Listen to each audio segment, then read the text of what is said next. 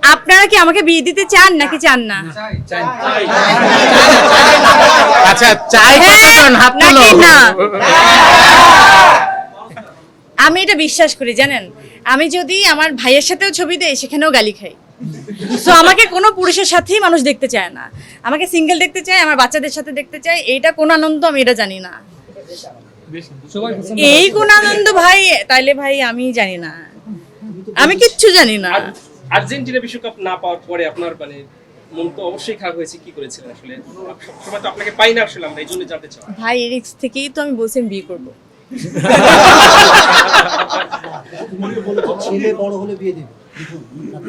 ছেলে বড় হলে বিয়ে দেবে। হ্যাঁ, ছেলে যদি আমার বাপ সমতুল্য হয়ে তারপরে যদি বলে চলো তোমার একটা বিয়ে দিয়ে দিই, আমি তো একটা বিয়ে করছি, তুমি একা একা কেন থাকবা, চলো বিয়ে দিয়ে দিই, তো আমি তো ওকে ফাইন চলো। তো আমি তো জানি না, ওটা তো ওয়েট করতে হবে ভাই, আপনার বাঁচতে হবে, আমার বাঁচতে হবে, আমি জানি না কি করতে হবে। এটা ভবিষ্যতের কথা। অনেকে প্রশ্ন করার তো সুযোগ পাবে না। একটা প্রশ্ন আমি সবার থেকেই করি, তুমি চাইলে বলতে পারো, নাও বলতে পারো। প্লিজ। কিছুদিন আগে তুমি একটা খুব ক্ষোভের কথা বলেছো, তোমার সাথে যা ঘটে গেছে আগে, অনেক বেশ কয়েক বছর আগে, সেটা আমরা দেখলাম যে পুরো তুমি আসলে একদম নির্দোষ বা এটা অন্যায় হয়েছে। আমি কি একবারও কথা বলেছিলাম আমি জেল থেকে আসার পরে এটা নিয়ে? কখনোই কোনোভাবে কেউ আমাকে কোশ্চেন করে উত্তর নিতে পেরেছে? আসলে আমরা জানি না। আমার খালি মনে হয়েছে, বিশ্বাস করেন, আমার শুধু মনে হচ্ছে সত্য একদিন হয় না যে ব্লাস্ট করে না, এরকম আপনি যত চাপা দিয়ে রাখেন কোনো না কোনোভাবে, যেমন কোনো ক্রাইমই পারফেক্ট না, আমার মনে হয় কোনো সত্য ওইভাবে চাপা দিয়ে রাখা যায় না। ওই একটা জিনিসের উপর বিশ্বাস করে কিন্তু 6 বছর পরে দেখেন কোনো ফোর্স নেই, আমি জিজ্ঞেস করিনি বা কেউ বন্দুক তাক করে তাকে জিজ্ঞেস করেনি, যে মানুষটা আমাকে অ্যারেস্ট করলো আমি মানুষই বলবো, তাকে আমি মানুষই বলবো, কারণ সে মানুষ হয়েই কথাটা বলেছে। মানে অ্যারেস্ট করা কি, মানে তখন তো অ্যারেস্টের কোনো মানে কি বলে এটাকে? না না না, অ্যারেস্টের কোনো কি জানি বলে এটাকে, পারমিশন, ওয়ারেন্ট, হ্যাঁ, ওই অ্যারেস্ট মানে ওই পারমিশনটাও ছিল না, বা আমার বাসা সার্চ করারও কোনো পারমিশন তাদের কাছে ছিল না। তারপরও যেটা করেছে সেটা নিয়ে কিন্তু আমি কোনোভাবেই কোনো কথা বলিনি। আমি শুধু জিজ্ঞেস করেছিলাম, আপনাদের এরকম অনেক ক্যামেরার সামনে থেকে আমার বাসা থেকে কিন্তু আমাকে নিয়ে যাওয়া হচ্ছিল, তো আমি আজকে হাসছি কেন জানেন? আমি হেসে হেসে কথাগুলো কেন বলতে পারছি জানেন? ওই দিন যখন ওই ব্যক্তিটা পুরো ঘটনাটা কিন্তু একদম, সে কত মিনিটে, অনেক লং টাইম ধরে কিন্তু বলছিল শুরু থেকে শেষ পর্যন্ত, উনি সে বাসা যাচ্ছে কি করতেছে, তারপরে মাঝখান থেকে তাকে বলা হয়েছে যে তুমি ওর বাসায় যাও, ওনাকে নিয়ে আস, মানে হয় না যে ওর মধ্যে তুমি ইনভলভ হও, প্রত্যেকটা বিষয় কিন্তু সে একদম পয়েন্ট বাই পয়েন্ট যখন বলেছে, তা আমি বলছি ভাই কি দরকার ছিল এত কিছু বলার? জানেন এটা কেন দরকার ছিল? কারণ আমি সত্যি ছিলাম। এটা 6টা বছর, এই জন্যই মনে হয় আমি বাইচে আছি ভাই।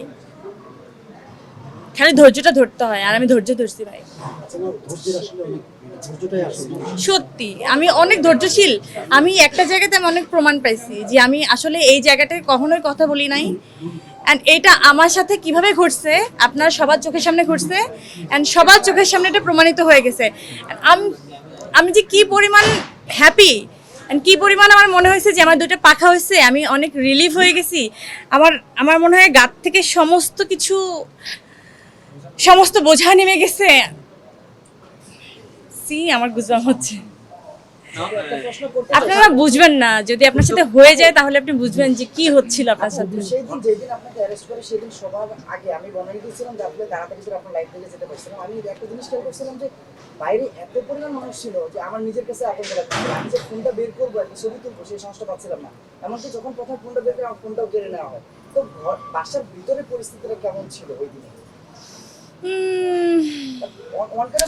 না, যেহেতু আমি তখন থেকে ডিসাইড করছিলাম যে কেউ একজন বলছে ওই পক্ষ থেকে, দেন আমি কথা বলবো, এটা আমি নিজের সাথে নিজে প্রমিস করেছিলাম, দেন এখন আমি বলতেই পারি, আমার কোনো সমস্যা নেই। বিশ্বাস করেন তখন আমি যেটা দেখছিলাম যে ওনারা কনফিউজ হচ্ছিল যে এই মানুষটাকে আমরা কিভাবে উঠায় নিব, কেন উঠায় নিব, এই কোশ্চেনটা বারবার করে ওনাদের উপর মহলের কাছে জিজ্ঞেস করা হচ্ছিল যে আমরা যে নামাবো তার ভিত্তি কি, ক্যামেরা তো অনেকগুলা, সাংবাদিক অনেকগুলা হচ্ছে মানে একদম আমজনতা, তারা যদি জিজ্ঞেস করে তো আমরা কি উত্তর দিব, সেই উত্তরটা ওনারা বারবার করে উপর মহলে জিজ্ঞেস করতেছিল। দেন ওদের কাছে কোনো উত্তরটা ভালো করে আসে নাই, ক্লিয়ার কোনো উত্তর ছিল না। And আপনারা কেন তখন জিজ্ঞেস করছিলেন না যে পরিমণিকে কেন নিয়ে যাওয়া হচ্ছিল? এই প্রশ্নটা করার পরে কিন্তু অনেককে সেখান থেকে বের করে দেওয়া হয়েছিল। তো ওনাকে মাঝখানে বসান, আমি তো ওনাদেরকে টাকা কথা বলছি।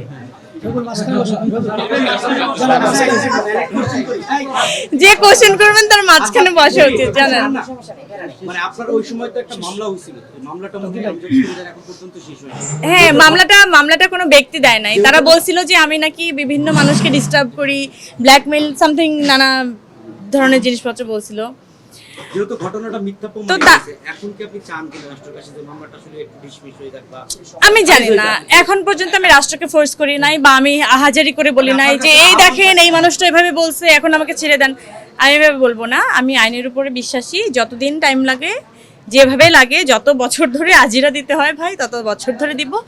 তারপরও আমি আইনের উপরে বিশ্বাস রাখি যে কোনো না কোনো একদিন, যে যেভাবে এভাবে সামনে আসছে যে আমরা তাকে খুব ভুলভালভাবে অ্যারেস্ট করছিলাম, শুধু খালি অ্যারেস্ট করছিলাম, যেভাবে সামনে আসছে আপনাদের সবার সামনে, আমার মনে হয় আদালতও সেই সম্মানটা দিয়ে আমাকে ফেরত দিবে যে তুমি নির্দোষ, যাও বাড়ি যাও।